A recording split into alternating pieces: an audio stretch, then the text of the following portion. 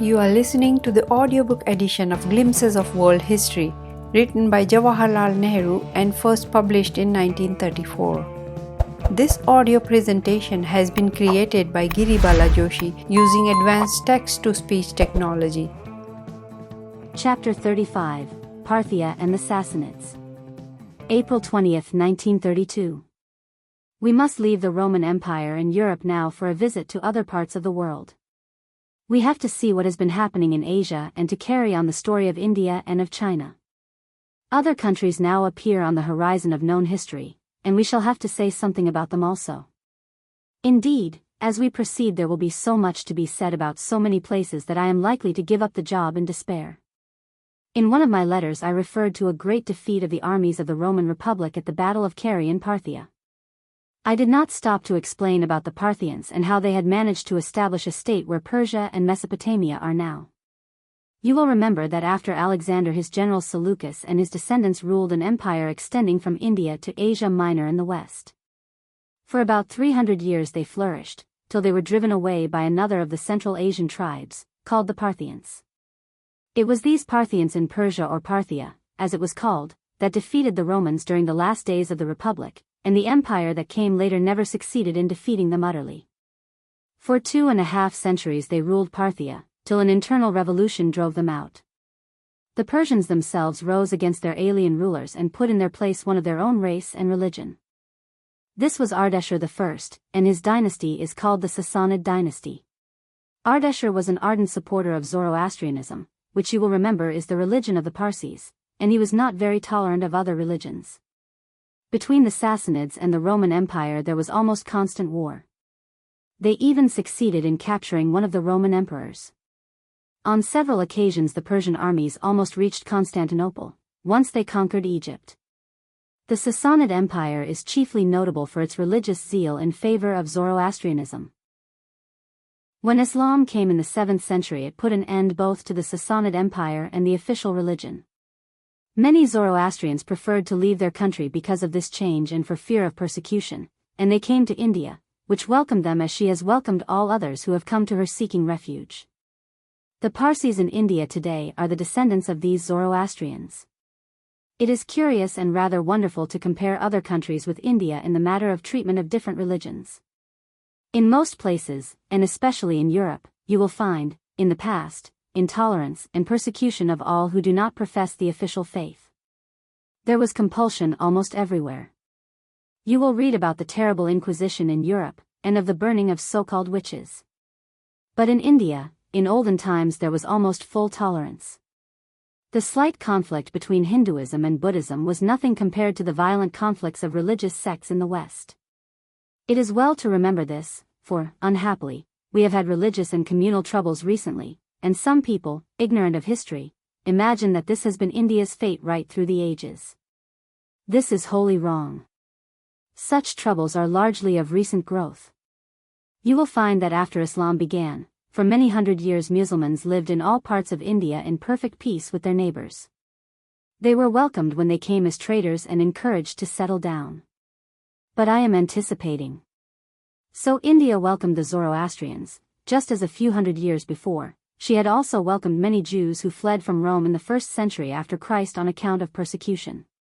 During the period of Sassanid rule in Persia, a little desert state flourished in Palmyra in Syria, and it had its brief day of glory. Palmyra was a trading market in the middle of the Syrian desert. Great ruins, to be seen even today, tell us of its mighty buildings. At one time the ruler of the state was a woman named Zenobia. But she was defeated by the Romans and they were unchivalrous enough to take her in chains to Rome. Syria was a pleasant land at the beginning of the Christian era. The New Testament tells us something about it. There were great towns and a dense population, in spite of misgovernment and tyranny. There were large canals and an extensive trade. But continuous fighting and misrule reduced it in 600 years almost to a wilderness. The great towns were deserted and the old buildings were in ruins. If you fly by aeroplane from India to Europe, you will pass over those ruins of Palmyra and Baalbek. You will see where Babylon was, and many another place famous in history, and now no more.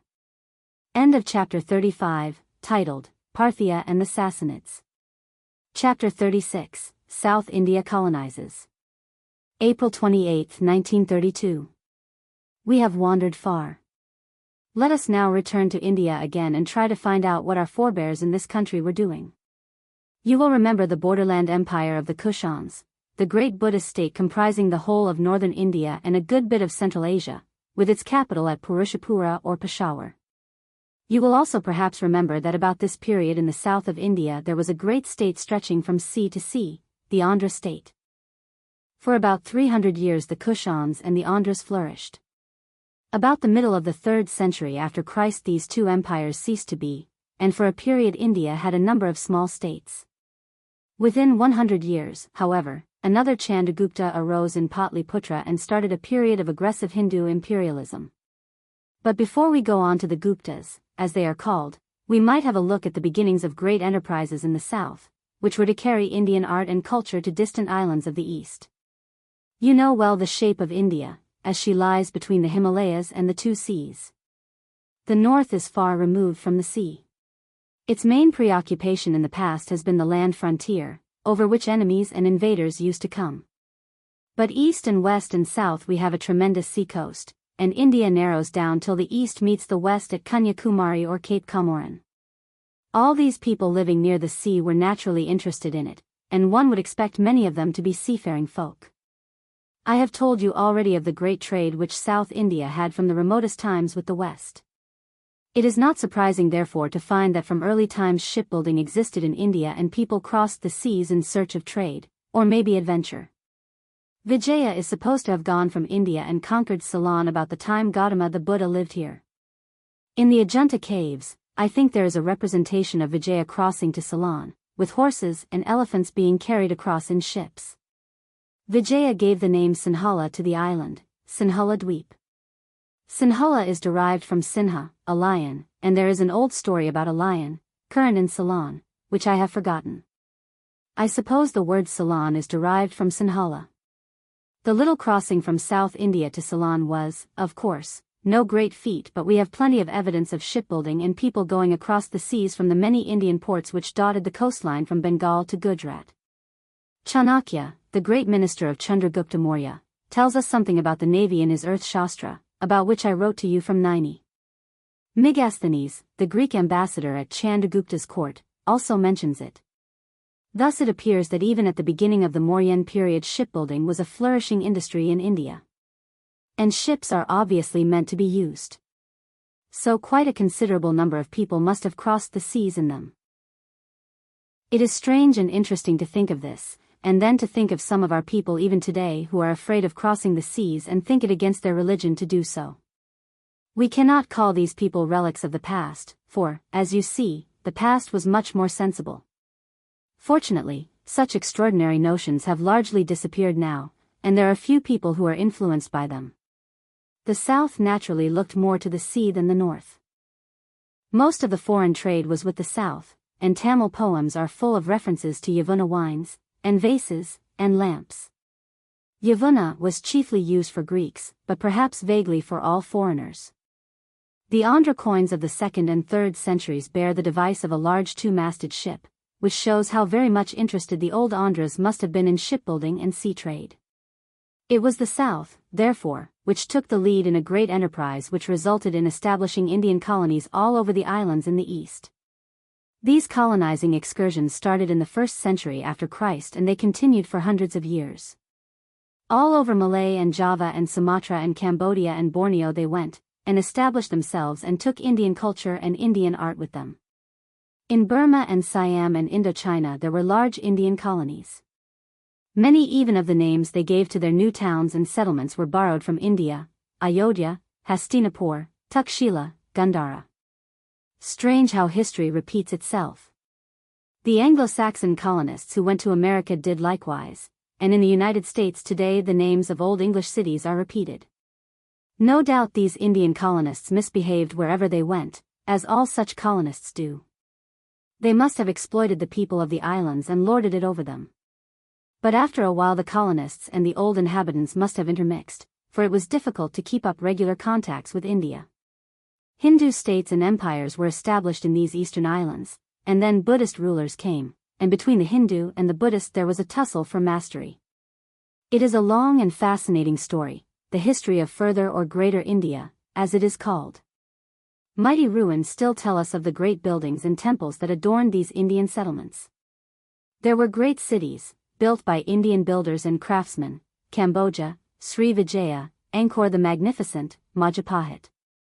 For nearly 1,400 years these Hindu and Buddhist states lasted in these islands, contending against each other for mastery, changing hands, and occasionally destroying each other. In the 15th century the Muslims finally obtained control, and soon after came the Portuguese and the Spaniards, the Dutch and the English, and last of all the Americans. The Chinese, of course, had always been close neighbors, sometimes interfering and conquering, oftener living as friends and exchanging gifts, and all the time influencing them with their great culture and civilization. These Hindu colonies of the East have many things to interest us. The most striking feature is that the colonization was evidently organized by one of the principal governments of the day in southern India. At first many individual explorers must have gone, then later as trade developed families and groups of people must have gone on their own account. It is said that the early settlers were from Kalinga, Orissa, and the eastern coast. Perhaps some people went from Bengal also. There is also a tradition that some people from Gujarat, pushed out from their own homelands, went to these islands. But these are conjectures. The principal stream of colonists went from the Pallava country, the southern portion of the Tamil land, where a great Pallava dynasty was ruling. And it was this Pallava government that seems to have organized this colonization of Malaysia. Perhaps there was pressure of population owing to people pushing down from northern India. Whatever the reason may have been, settlements in widely scattered places, far from India, were deliberately planned and colonies were started in these places almost simultaneously. These settlements were in Indochina, Malay Peninsula, Borneo, Sumatra, Java, and in other places. All these were Pallava colonies bearing Indian names. In Indochina the settlement was called Cambodia, the present Cambodia, a name which came all the way from a Cambodia in the Kabul Valley in Gandhara. For 400 or 500 years these settlements remained Hindu in religion, then gradually Buddhism spread all over. Much later came Islam and spread in part of Malaysia, part remaining Buddhist. Empires and kingdoms came and went in Malaysia. But the real result of these colonizing enterprises of southern India was to introduce Indo-Aryan civilization in this part of the world, and to a certain extent the people of Malaysia today are the children of the same civilization as we are. They have had other influences also, notably the Chinese, and it is interesting to observe the mixture of these two powerful influences, the Indian and the Chinese, on the different countries of Malaysia. Some have been more Indianized, in others the Chinese element is more in evidence. On the mainland, in Burma, Siam and Indochina, the Chinese influence is predominant, but not in Malay.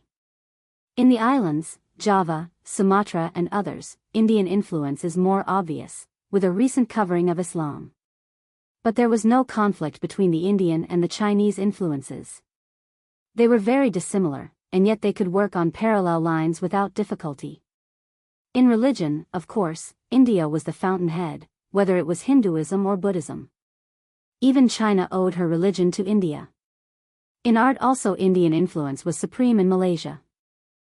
Even in Indochina, where Chinese influence was great, the architecture was wholly Indian. China influenced these continental countries more in regard to their methods of government and their general philosophy of life. So that today the people of Indochina and Burma and Siam seem to be nearer akin to the Chinese than to the Indian. Of course, racially they have more of Mongolian blood in them, and this makes them resemble, to some extent, the Chinese. In Borobudur in Java are to be seen now the remains of great Buddhist temples built by Indian artisans. The whole story of the Buddha's life is carved on the walls of these buildings, and they are a unique monument not only to the Buddha, but to the Indian art of that day. Indian influence went farther still. It reached the Philippines and even Formosa, which were both part, for a time, of the Hindu Sri Vijaya kingdom of Sumatra. Long afterwards the Philippines were ruled by the Spaniards, and now they are under American control. Manila is the capital city of the Philippines. A new legislative building was put up there some time ago, and on its facade 4 figures have been carved representing the sources of Philippine culture. These figures are Manu, the great lawgiver of ancient India, Lao Tse, the philosopher of China, and two figures representing Anglo-Saxon law and justice, and Spain. End of chapter 36, titled, South India Colonizes.